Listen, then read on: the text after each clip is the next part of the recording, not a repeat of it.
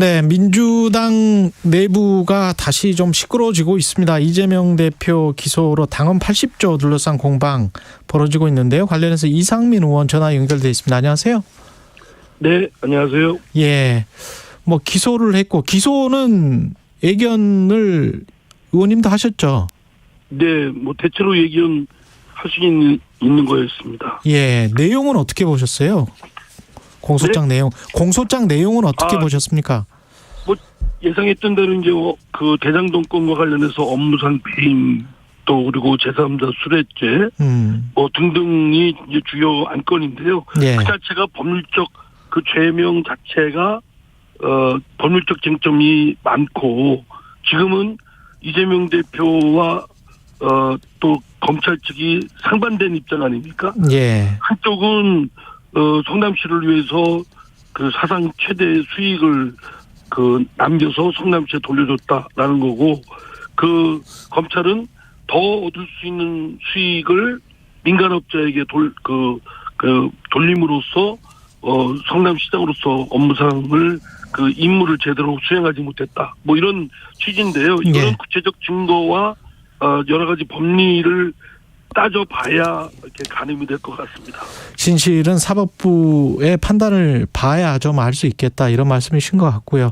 정치적 증거와 법리로서만요. 예.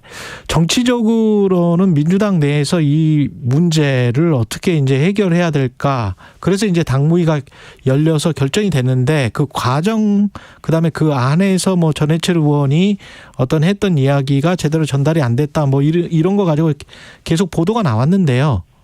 네네. 절차상에 어떤 문제가 있었다라고 보세요?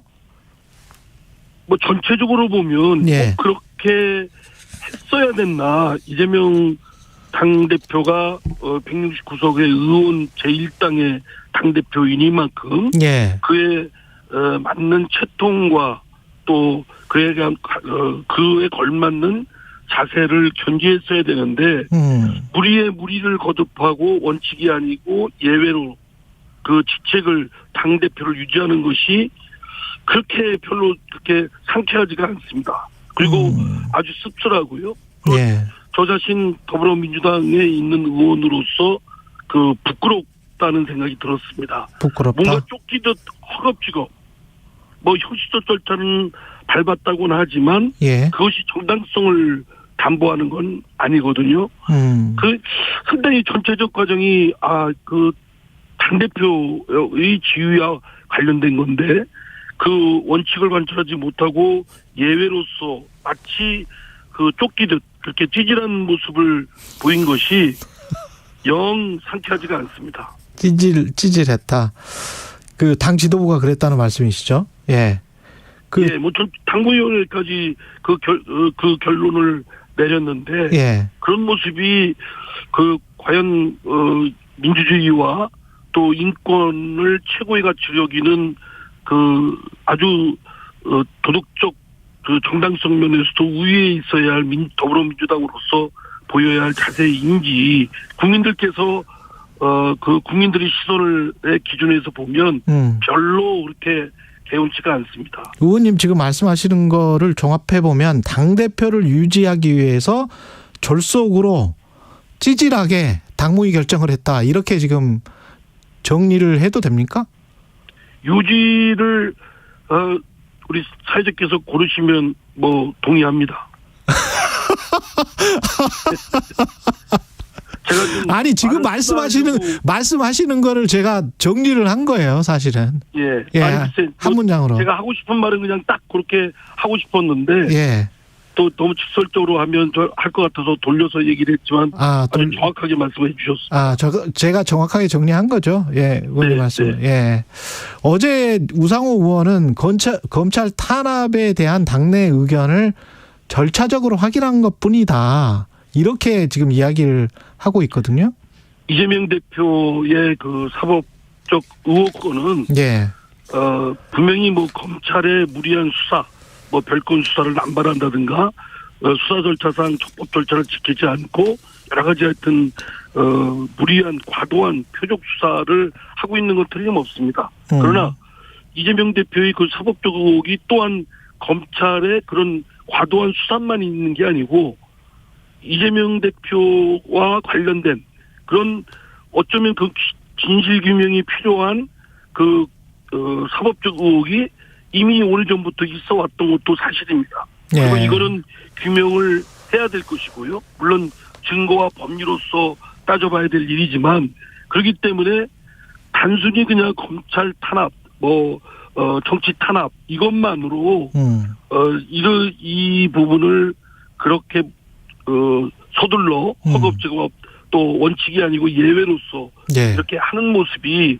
적절한가? 왜냐하면 이 지금 적용한 당원 80조는 지금 문재인 전 대표 때 당의 혁신 방안으로 그 대국민 약속을 하면서 여러 가지 하여튼 구설수 있는 사람은 당직을 맡지 않도록 한다는 기본 정신을 견지하려고 그 조항을 둔 것이거든요. 근데 예외적으로 아주 신중하게 아주 협소하게 적용해야 될 그 부분을 적용해서 이재명 대표가 당대표직을 그대로 유지하는 것이 과연 당당한가 하는 점에서는 저는 동의하기 어렵습니다.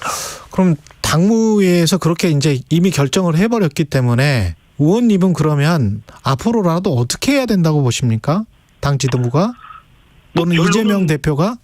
이재명 대표가 전당대회에서 정당하게 또 그 압도적 그 지지를 받아서 선출된 당대표이니만큼 본인이 지금 본인의 사법적 리스크 때문에 당에 엄청난 먹구름을 끼치고 있고 또 부정적 이미지를 끼치고 있고 또 민생에 올인해야 되는데도 당대표권에 올인하는 그런 자기 모순적 부분이 있기 때문에 그 이재명 대표가 결단을 자신의 신상에 관해서 정리가 필요하죠. 거치 정리가. 지금이라도?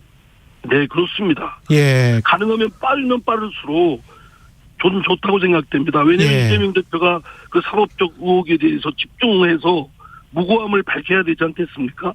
그리고 또 당은 당대로 빨리 다른 후속 체제를 갖춰서 여러 가지 하여튼 민생에 올인한다든가 또 국회 회기에 또 전념을 하는 준비를 하기 위해서는 또 그게 하루 이틀 뚝딱 되는 것이 아니기 때문에 저는 이걸 질질 끌 성질은 아니라고 생각됩니다. 다른 의원분들은 그런 말씀하시는 분들이 많잖아요. 대안이 있는가? 대안을 만들어 놓고 해야 되는 것 아닌가? 이런 이야기를 하시는 분들이 많습니다. 공당에서 대안이 없다는 게 말이 되겠습니까? 그러면 이재명 대표만 전적으로 의존하고 있다면 그건 1인 정당이죠. 공당이 아니고. 예를 들어서 최경영의 최강시사에 우리 최 앵커님이 잠시 휴가 가시면 스톱됩니까? 다른 분이 대체할 수 있죠. 당연하죠, 그거는. 우리도 마찬가지입니다. 더불어민주당도 이거는 다른 당원들에 대해서 어쩌면 모욕적입니다. 왜냐하면 이재명 대표 그렇게 말하는 건 이 당이 꾸려갈 수 없다고 한다면 그거는 이재명 대표를 위해서나 우리 더불어민주당을 위해서는 있을 수 없는 일이라고 생각됩니다. 그리고 민주당 이야기 잠깐 돌아서 한 3분 정도밖에 안 남았는데요. 헌재 판결에 관해서도 페이스북에 이렇게 쓰셨더라고요. 지극히 정치적이고 양다리 걸치는 눈치 보기에 급급한 결정. 그러니까 헌재 결정이 잘못됐다고 보시는 거예요? 저는 굉장히 어제의 결정은 기회주의적으로 보였습니다. 왜냐하면 국회의원들의 심의 표결권을 침해했다고 한다면 국회의 기능에 엄청난 타격을 준 것이고 그러면 그로 인해서 생긴 법률은 중대한 하자가 있기 때문에 무효 처리를 했어야 됩니다. 법사위에서 그 심의 표결의 절차가 하자가 있었으면 본회의에서도 그것은 승계되는 것이고 그런데 어떻게 법사위에서의 하자가 본회의에서는 아무런 하자가 없이 치유된다고 할 수 있는 논리를 구사하는지 만약에 그것 효력을 유지해야 된다고 했다면 심의 표결권의 침해가 없다고 했어야죠. 근데 심의 표결권이 침해가 있다고 하면서 국회라는 데가 어떤 기구입니까? 국회의원들이 모여서 각각의 국민이 대표기관으로서 심의하고 표결하는 그런 기구입니다. 그런데 그게 침해를 받았고 훼손됐다고 한다면 국회의 기능에 중대한 장애를 준 것이고 그러면 그로 생긴 법률에 대해서는 효력 여부를 판단했어야죠. 그런데 흐문이 있으나 효력은 그대로 유지한다. 이건 양다리 걸치는 그리고 또 아주 절묘하게 5대4 그리고 흐문이 있다고 한 분 중에 한 재판관이 효력은 영향이 없는 것으로 이렇게 한 걸 보면 헌법재판관이 9분이 아주 절묘하게 의논을 했나? 특정상? 이런 의심까지 들고 우리 사회의 법치주의와 의회주의, 헌법적 가치와 인권 이런 것들을 최후의 보루로서 지켜야 될 사법부가 제 역할을 하지 못했다. 당당하지가 못했다라는 생각이 듭니다. 내용 검찰 수사권 조정에 관해서는 어떤 생각을 원래 갖고 계셨어요? 저는 당초에 검사가 태동한 배경대로 검사는 그 인권 보장 기구입니다. 법률 전문가로서 인권 보장 기구이기 때문에 수사 전문 기관이 아니고요. 그런데 우리는 병칙적으로 검사한테 수사 기관을 전권으로 막강한 권한을 줬기 때문에 수사 개시와 수사 종결권까지 다 줘버렸지 않습니까? 그렇기 때문에 막강한 부분에 대한 폐해가 맞기 때문에 이제 원 상태로 복귀하는 것이 이렇게 단계를 밟아서 가야 되는 것은 맞다고 생각합니다. 내용에는 동의하나. 국회라는 게 절차, 민주주의라는 게 절차인데 절차에 흠결이 있었으면은 그거는 적법하지 않은 거 아니냐 그런 말씀이시네요. 아니 선진화법의 제일 핵심이 그 안건 조정제도와 패스트트랙인데요. 그거를 형해화시키고 사문화시키고 무력화시킬 정도의 위장 탈당을 하고 그리고 3대3의 안건 조정을 구성하도록 한 걸 4대2로 만들어버리는 것은 국회의 선진화법을 완전히 흔들어 놓은 것입니다. 제가 보기에. 알겠습니다. 시간이 다 됐네요. 여기까지 해야 되겠습니다. 벌써 이렇게 됐습니까? 여기까지 듣겠습니다. 이상민 더불어민주당 의원이었습니다. 고맙습니다. 네, 감사합니다. KBS 1라디오 최경영의 최강사 2부는 여기까지고요. 3부에서는 뉴스는 십니다 준비되어 있고요. 석윤열